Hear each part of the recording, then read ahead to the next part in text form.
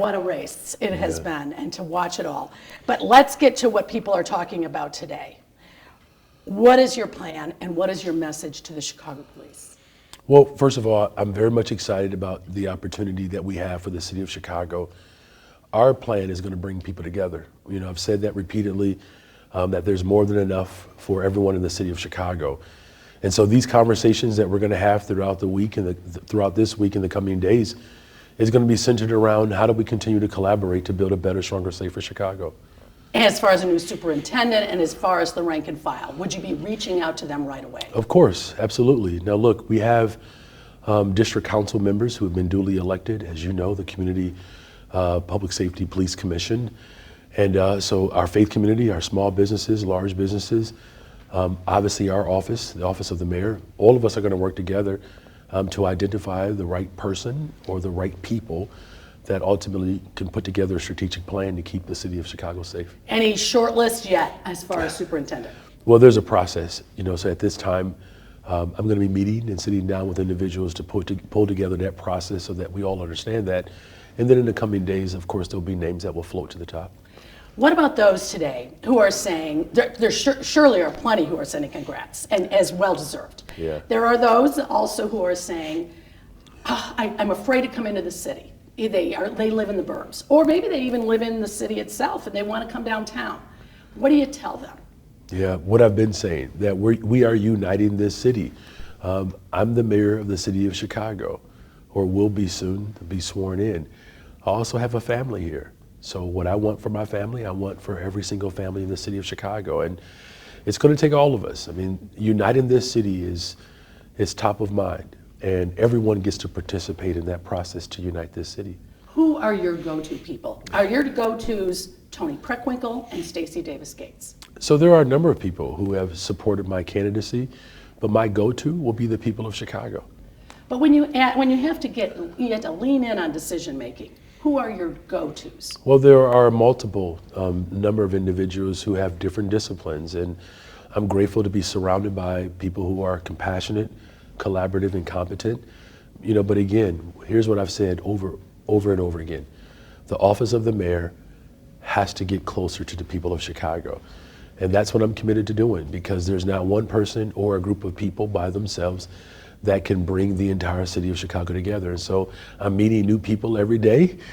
This morning I woke up with some new friends, and so I'm looking forward to engaging them as well. The CTU contract is up next year. How do you've said, hey, no one better than a friend to give a hard no to, to say, hey, this is it. But there are folks who are concerned that perhaps the teachers have too much power. Well, look, it's not about getting to a no. It's about how do we get to a yes for the city of Chicago. My children attend Chicago Public Schools. I can't think of the last mayor. I believe perhaps Mayor Jane Byrne.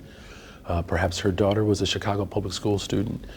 And so I'm going to work hard to make sure that the people of Chicago who rely upon public schools have a say-so in the direction of the Chicago Public Schools. Again, it's really about bringing people together and uniting the city around a contract, but more importantly, uniting the city around a school district. And that's my goal as the mayor of Chicago. So the progressive message won over the more conservative, moderate message. However you want to frame it, we can frame it 10 ways. What do you think it was? What was it? Was it schools? Was it crime? Was it women? What was it that ignited your vote? Well, we told people the truth. Look, middle-class families are struggling in this city. You know, working people, low-income families, families living in poverty. It's a challenge for all of us. The type of economic despair that has caused the gap between those who have and those who are struggling in poverty. People saw themselves in this race. And that's really how we were able to unite the city around a progressive agenda. We don't have to hide our values anymore as working people in the city of Chicago. And I'm grateful that people all over the city of Chicago, really people all over the world, have come together around this critical moment, that we can actually speak truth to truth, power to power, and we can win on that message. Will you be, do you think you'll have a better relationship with Governor Pritzker? I'm confident that I'm going to have a strong relationship with the Senate President, the Speaker of the House, the Governor. the city council, the board president, commissioners, the General Assembly as a whole. I mean, look, again, uniting this city is the most important thing that the residents of the city of Chicago want. And I'm going to bring people together. I've done it as an organizer. I've worked hard as a Cook County Commissioner to do that.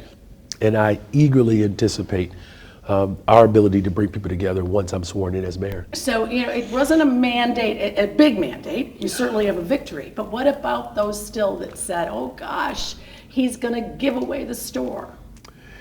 Well, as you heard last night, I'm going to be the mayor for the entire city of Chicago. And those who did not vote for me, I see them, I hear them, I respect them, and I'll be the mayor for them too. I've said it over and over again, that the office of the mayor is a reflection of the values of the city of Chicago. And so my administration will speak to those values. And there's more than enough room for everyone. You even joked about the water bill, and I certainly don't want to obsess on the water bill, but how did you let that go? Well, I'll just say it like this. There are a lot of families who relate to my experience, that people make a lot of assumptions about our existence, the responsibilities that we have, the family members that rely upon us. I'll just say that I relate to an experience in the city of Chicago that is quite familiar. There are $431 billion of unpaid water bills. The taxes, fines, and fees that have disrupted the lives of many people in the city of Chicago. I put forth a budget plan that speaks to the interests of working people in the city of Chicago.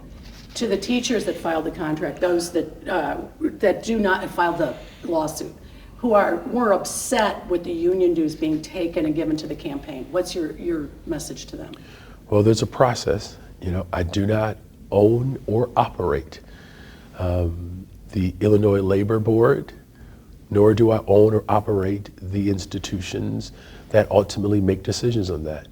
And so that process will work through itself.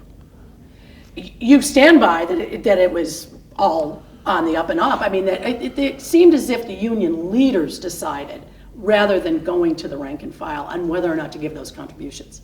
I'm looking forward to uniting this city. The city of Chicago elected me to be the mayor of the city of Chicago. What an incredible opportunity that is. It's buzzing around here today. You're getting ready to hire people. You got to get moving. I mean, May 15th is just like in a blink. Do you think you'll have a new police superintendent on that day? I'm confident that all of our operations in the city of Chicago won't miss a beat once I'm sworn in. And is the police superintendent at the top, or who's on the top of the list of hires? It's a great question. So all of it is important to me. We talked about healthcare.